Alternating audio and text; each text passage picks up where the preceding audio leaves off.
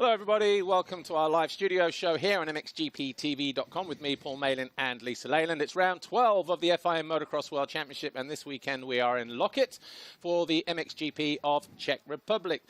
Before I catch up with Lisa, just to give you a quick reminder who's coming up on the show today. Our first guest is already in, but Kai de Wolf from Nissan Husqvarna Factory Racing will be with us live. Of course, Calvin Vlaanderen from Gebben van Venrooy Yamaha, and Pier, Carlo, Bottero. He's the CEO of Cell, so Sports, Events and Logistics, the company that manages the freight for all of the overseas. Lisa, here we are. We've just had the 1 week off. Have you had the chance to churn the battos, charge the batteries? What? The battos, the batteries. Yeah, I have. It's a Kiwi word. I have. I'm not Kiwi, though. Oh, so I okay, didn't sorry. understand. No, I have. I've recharged. I'm ready to go for the next 3. On momentum, I'm good. We have I've got got a this. busy. I've got this, Paul. We've got a busy few weeks coming up. We have.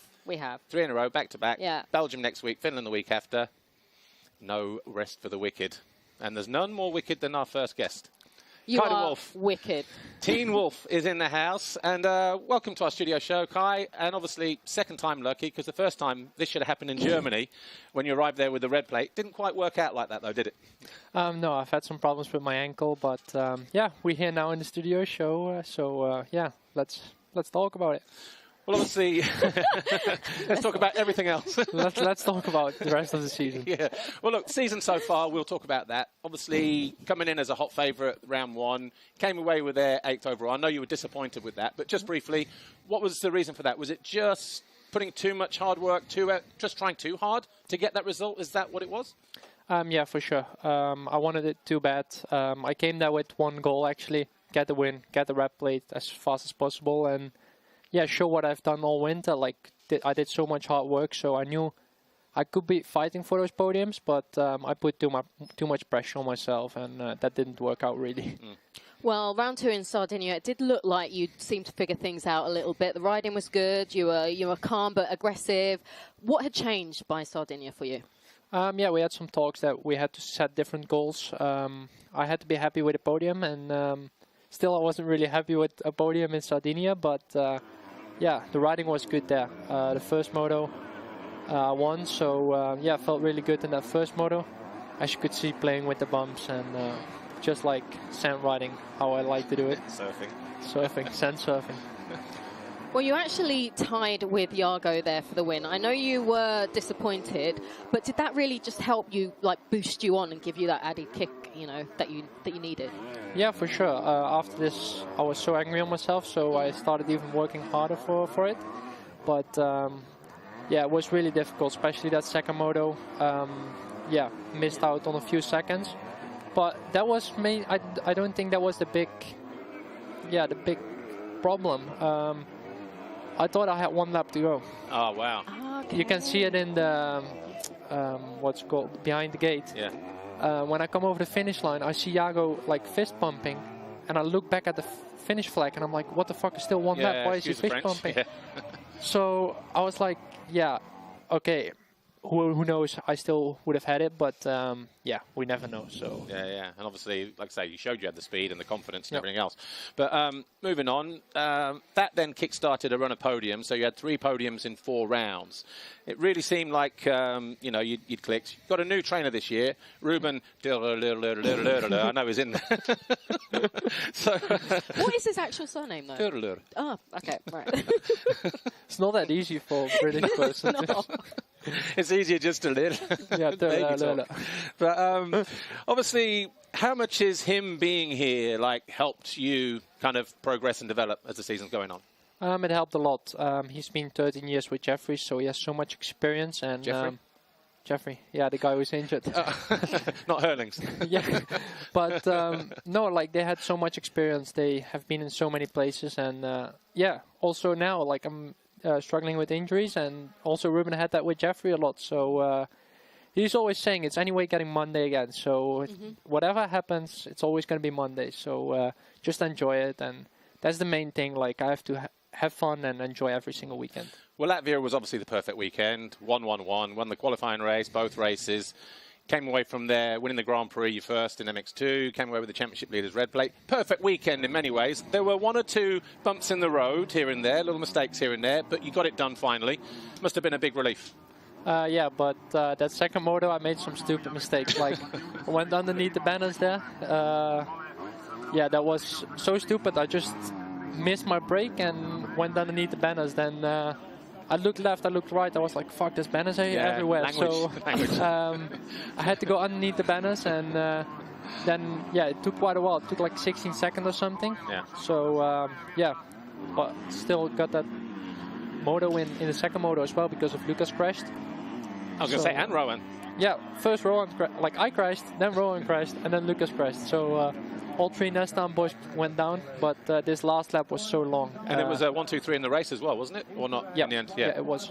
How good was it when you stood on the top step of the podium knowing that finally you'd got it done? I know that's not the end of the road, it's not the end of the journey, you continue building from there, but just when you kind of consider the pressure you put yourself under in Argentina to then come back and do that, did you feel a sense of relief after the podium and hearing the anthem? Yeah, I felt really good, of course. I was so happy with this win, and then... what, this win? Yeah. I don't know what I'm doing here, actually, over the finish line. I'm like... I don't know what I did. But, no, as you can see, I was really happy with it. And, yeah, I enjoyed this, yeah, You were minutes. in the moment, Kai. That's what you were. You were in the moment right there. He was in the world, it was wolf world. He was kind of wolf world. Kai, the last 3 GPs have been pretty tough for you. But despite that, you're still very much in the championship title fight. Has the weekend off given your ankle more time to heal and to rest? Yeah, it helped a lot. I've finally been on the bike again during the week, so I've practiced a little bit this week. Nothing crazy yet, though, because yeah, still have a lot of problems with my ankle. But yeah, just right turns. I need to keep my feet on the back, and then hopefully come through the day without pain. Yeah. Okay. And just before we go, Ruben's rules. What are they? No whips and scrubs. I'm glad you said that, because if we watch this clip here, Latvia, you broke both those rules in the space of about 100 metres here. Scrub to find your way past Thibaut there. And then literally next jump, can he whip it? Yes, he can. Okay, but I still made it work here. It was not show. So, and then luckily you don't have the clip, I think, from the finish line. I threw 2 big whips in qualifying and first moto, but he said as long as you come over the finish line first, you can do whatever you want, and I don't mind anymore. And that's a butt patch now, isn't it, as well? Yeah, it was a butt patch for a few GPs. You've taken it off now? You got a new one for this week? I don't know. Is this how factory you are? You've got like a brand new set of Fox pants and you've not even taken them out of the packet. Even Fox does the butt patches. Matt got my back, so... All right, well, look, here we are in Loket. And as we said at the start of the studio show, a run of 3 Grand Prix in a row. Looking forward to this one. I know Lommel next week you definitely are because of the deep sand. And Finland you've ridden as EMX regional qualifier maybe a few years ago on 85s. Yep. Out of the 3 tracks... yeah, for sure. This one I've also been many times with the European finals always. So I like this track. I know this track already for a long time, and I always enjoy riding this track. And then next week, Lommel. Okay, we can expect sand for sure. Yeah. But we don't know the layout yet. It's a completely new layout. There is a plan, Matt, but obviously it's still going to ride the same. It's still going to be deep, and it's still going to be a heavy weekend. Yeah, for sure. It's still going to be a tough weekend. And then Finland I've been in 2018. So, yeah, that's also a pretty nice track, and will also get rough. Cool. Well, look, Kai de Wolf, thanks for joining us here this weekend. All the best, not just here, but the rest of the season, and thanks for stopping by. Thank you. Cool. Our next guest is Calvin Vlaanderen. We'll catch up with him in a moment. But before that, obviously, you know the series now, Behind the Gate. Fantastic series. Guys work really hard behind the scenes to bring that to you.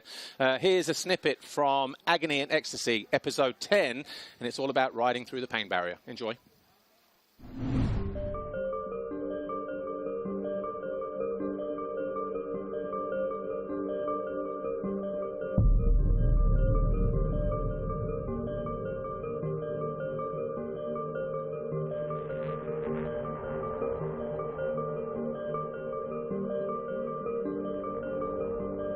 Top 5 in the championship after race 1 looked like this. Andrea Adamo now 6 points clear. Provisionally holds the red plate, but it's still Kai de Wolf that has that advantage. De Wolf 6 points behind. Then Beneston 5 adrift. Then Van der Moosdijk and Jargo Geerts just 2 behind the Dutchman.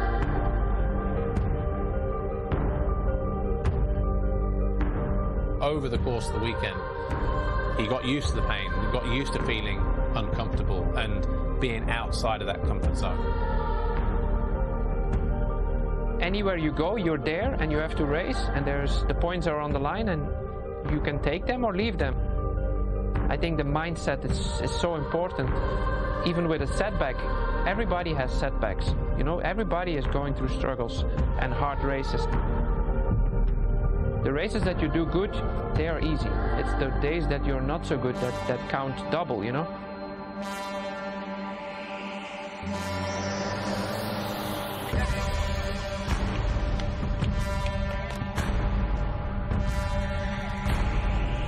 Liam Evans with his best qualifying goes to the line in second, and for the third time this year, Andrea Adamo goes to the line third ahead of Lucas Kuhnen.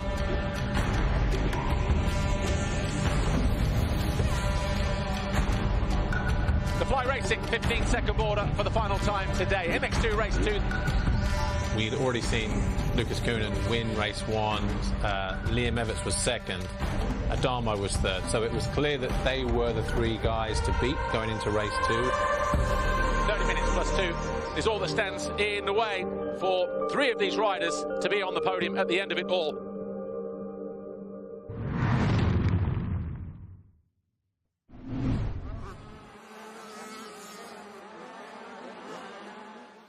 Hello everybody, welcome back to part 2 of our live studio show here on MXGP TV with me, Paul Malin, and Lisa Leyland. We are at the MXGP of Czech Republic in Loket, and as you just saw from the graphic there, 29 degrees, and probably even set to get even hotter as the day goes on, if the stories from yesterday are to be believed. But let's crack on with the show then, shall we? Calvin Vlaanderen is in with us now. Of course, Kevin van Venrooy, Yamaha Racing, CV10, rides number 10 in MXGP. Calvin, good to see you, and yeah, I was going to say, it's like second half of the season. How would you evaluate the first half? You're 7th overall in the points. Kind of where you want to be, where you expect to be, or aiming for a little bit better than that? Yeah, first of all, thanks for having me on the show. Hey, no worries. Always good to be here. Yeah. Yeah. Although you wish you'd been on a podium already, because I was talking to him yesterday. Obviously, yeah. It's cheeky, man. He was like, yeah, why have you got me on? I've not even got a podium. Yeah. But I mean, I've had a pretty good season so far. Yeah. I'm satisfied with where I'm at. Every single round being inside the top 10 overall, and just chipping away, trying to improve on myself, on my riding, and trying to focus on myself each weekend, try to get better. And I know that podium is around the corner, so just keep working for it. And on a positive note as well, when you compare this stage of the championship compared to this time last year, you've had every round inside the top 9. So you've not finished out the top 9 or top 10. And at the same time, I think we were like 5 times outside the top 10, like 11th, a couple of 13th, maybe a 19th. And there's one where you didn't even turn up. So that has to be a massive confidence boost. For sure, for sure. And I think that was my goal coming into this year, is just to be consistent each round. And just, you know, be there. I want to be there right until the end. And I think to be, you know, top 5 in the championship, you have to be there every year. And also for the years coming up, to build a good base for next year and for the year after, is you have to be there each round to build that confidence up and to get that confidence of running up front. Actually, just real quickly, while you mention that, how do you work on consistency for those who don't know? You know, like, as we said, you've had a good, successful, consistent program so far. Is that something you're in tune with as you're going around thinking, all right, just bring it home, or what's the mindset there? It's a good question. I think it's just all about taking calculated risks. I think in the years before I was maybe P6, P7, really wanted to get to P6 or the guy in front, and would make stupid mistakes, taking a little bit too much risk, and go down and DNF or whatever, you know. Whereas now, if I'm in that position and the guy in front is you know, difficult to pass, I'm not going to do anything stupid to fall and take a DNF. I'll just bring it home, get the points, and move on to the next race. So that's pretty much where my mind is at, just to take calculated risks. Okay. Well, one of the tracks where you expected to shine was Riola. But having said that, 3rd and a 5th overall, most people would have been happy with that. But for you, what had changed this time round? I don't think anything had changed coming in. Obviously, a lot more expectations, more pressure. But to be honest, I had a reasonable weekend. I felt good. I think, you know, the year before, everything just clicked, and I managed to go 1-1. And I think coming into the weekend, everyone kind of expected me to do that again. But to get a 3-5 second round of the championship, it was good. It was a good, I don't know what I was overall, but I mean, I obviously wanted to be on the podium, and that was my goal. But it was still good and good points, and I knew that it was a long season. I wasn't going to risk it all just for one GP. Well, this year with the points for the Ram qualifying race, does that change how the weekend pans out and how it plays out? You can't just sit back now and relax on a Saturday. It definitely adds a bit more stress on a Saturday. Before you could kind of, especially on a track like Loket, you don't really need a good gate pick for Sunday's races. But today, when points are on the line, you have to be there to get the point. Be in the top 10 to get the points for the championship. So it definitely adds a bit more stress and a bit more pressure going in. But I think it's been a good change for all of us. The intensity is definitely there this year on Saturdays, whereas the years before, if you're in a position, kind of you just settle down and you take it. But now you always want to get the guy in front just to get that extra point. Yeah. Well, obviously, in terms of where you finished overall, there you were 5th overall. But you've been 5th overall 4 times this year. One of those was in Sumbawa, so a couple of weeks ago in Indonesia. 4th in race 2, and you've finished there as well. You've had a 3rd place along the way as well. But in terms of how you are physically, I think everybody knows you work hard, probably one of the hardest working riders. You've obviously got the speed to run the pace. What is the final piece of the jigsaw, do you think, to constantly and consistently be inside that top 5, even knocking on the door, for those regular 3rd place finishes? I think it's a combination of a few things. I think number one, the start, you have to be there, not just top 5, but you need to be getting whole shots in top 3. These guys who are winning the races, they are getting whole shots, top 2, top 3, every single start they're there. And I think for me to be getting a start around 6, 7 is not good enough. I need to be in the front. But with that, another point is you need to believe it. I need to believe in myself a little bit more. Sometimes when I'm in a position like 4 or 5, I'm happy there, but actually I shouldn't be. I should be wanting to go forward and wanting to go for the win. Whereas sometimes I feel like I have the capability of doing that, but mentally I'm like, okay, I'm fine. I'll just settle down. Yeah. So that mental switch needs to come, and I think starts. I think speed is there, fitness is there, like you say. So it's just those 2 things I'm trying to work on. Yeah. Okay. Well, we're about to embark on 3 GPs in a row. We're here in Loket, we have Lommel, we have Vantaa in Finland. Which one of those tracks, Calvin, have your name on it? Ideally.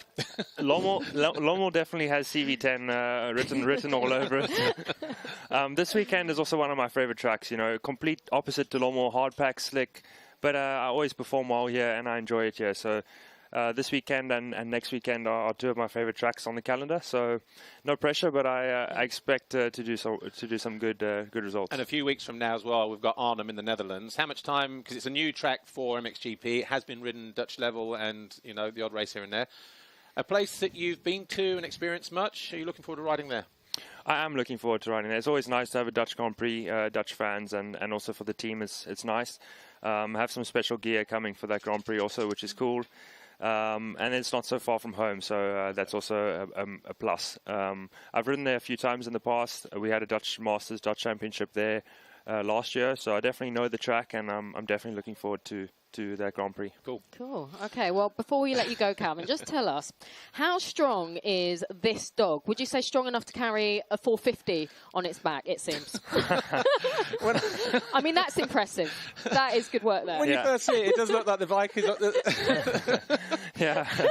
Yeah, true. It looks like it. That was actually in Sardinia in pre-season, and they had these little dogs running around where the place that we were staying, and it was quite a cute dog, so I thought, why not take a picture? Strong dog, yeah. Strong like CV10. All right, well, look, Calvin, we had to end on that just to smile on everybody's faces. Thanks. Hey, no worries. Enjoy your weekend this weekend and the next 3 on the road. Thanks for stopping by. Yeah, thanks very Calvin. much. Cool, Calvin Vlaanderen. Right, our final guest is about to join us in a moment, but before I do, here's another snippet from episode 10 of Behind the Gate. Agony and Ecstasy, and here's Jorge Prado asking the question, what does it take to beat Jeffrey Herlings?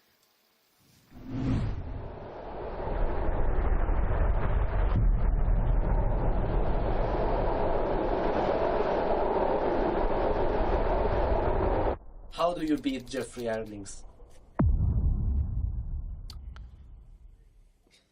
How do you beat Jeffrey?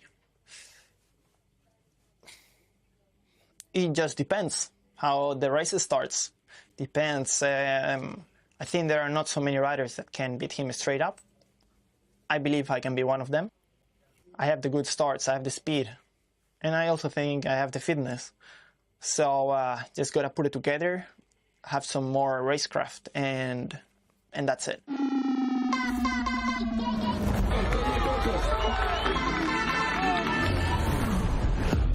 From Jorge's perspective, the first few races, first 5 rounds, he was winning the first race and most of the qualifying races, and then having a decent second race that would keep him on the podium. And that was his consistency that was, you know, keeping him ahead of everybody else. He didn't make the podium in Spain, which is obviously the big one where he wanted to be on the podium. And obviously that's where Jeffrey got his 102nd Grand Prix victory. By the time we leave Latvia, 3 wins from Jeffrey is devastating. All of a sudden that gap has come down massively. How do you deal with that?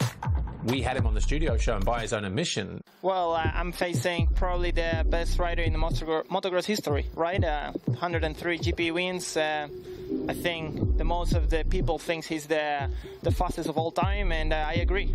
You know, the fact that he is leading the championship against this guy who is, you know, the most successful, means I'm doing a good job and I'm riding good. So we just try to keep it like this. I think I still need to step it up a little bit. Consistency will get you so far.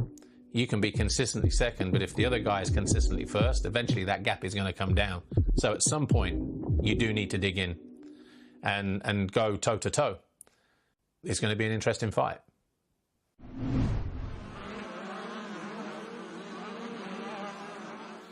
Hello everybody, welcome back to the final part of our live studio show here on MXGPTV.com with me, Paul Malin, and Lisa Leyland. Of course, we are in Loket at the Czech Republic, the MXGP of Czech Republic, and what a fine day it is as well. Temperature creeping up, as we mentioned a few moments ago, and maybe even set to get hotter. Our final guest is in with us now, and he goes by the name of Pier Carlo Bottero. He is the CEO of SEL, which is the Sports and Events Logistics company that is responsible for moving everything to the flyaways and maybe even a little bit more. And of course, we'll worry about that in a minute. But of course, we can find out all about the company and how it works. So first of all, welcome to our studio show here in our nice air-conditioned home. I really appreciate it. Thank you very much for the invitation. No problem. Well, look, first of all, tell us about the logistics involved in an event such as MXGP. Well, it's quite a great exercise in terms of preparation, especially, and is involving quite a lot of people. And it's, let's say, MXGP is quite a massive operation in terms of weight. We move something between 30 to 40 tons, depends from the races, and 35 teams approximately, and 70 bikes, and so it's quite a hard job, especially because we don't go. Indonesia is not really just behind Europe, and Patagonia is a fantastic location, but it's quite far. Well, I think you just touched on it, but just maybe reiterate what kind of goods are then being moved with the company, because you talk about bikes, and is there other things as well? Oh yeah, because we move not only bikes, so all the stuff from the team, so spare parts, whatever, and tires. But the most difficult is the fuel. Yeah. So because we have to ship also fuel, special fuel as well. So yeah. And just tell us also, how crucial is a company like SEL for a sporting event like MXGP? How key is it? I think it's crucial. It's absolutely very important because you can miss the date. So 1 day delay can compromise a big so the result and the execution of the events. And in order to make everything go as smooth as possible, when does the planning, the logistical planning, start? And what are the key factors that have to be put into place before we actually go overseas and travel? Normally, we start work on the overseas race 4 months in advance. Wow, that far! Wow. Yeah. Because we need to take contact with the local custom agents, so we need to work on the custom procedure. Then, because we also take care of the transportation of the people, so we do travel. This is a little bit even more stressful because, let's say, especially if we have a new location, we do site visit 2-3 months in advance to select hotel and to check that everything is on place. Yeah, so you're constantly backwards and forwards, not just booking hotels online. You want to make sure that everything is in place. Yeah. It's completely is not something that you can do only from a computer or in an office. We will sort that out in a minute, don't worry. But talking about overseas, obviously I've seen you around the MXGP paddock many, many times and for many, many years. And the company has also been involved with this logistical sort of, with the logistical dealings for MXGP. In terms of the overseas events, is there one that maybe stands out a little bit that was maybe kind of, difficult, but at the same time rewarding? Maybe you have an experience of that? I think that the best memory I have is Motocross of Nations in Bats Creek. I don't remember. Wow, 2007. Yeah, that was a little bit terrible. We had some nice experience, but we solved it. And the race went ahead. Yes. All right. Well, you're also dealing, I know you just touched on it, but you also deal with the teams and the athletes when going overseas. Exactly. What would you say are the key factors of consideration just to make everyone as comfortable and as happy as possible when everyone is over there at an overseas race? Riders want a pool. First of all, what I understand, after many, many years of career, is not possible to make everybody happy.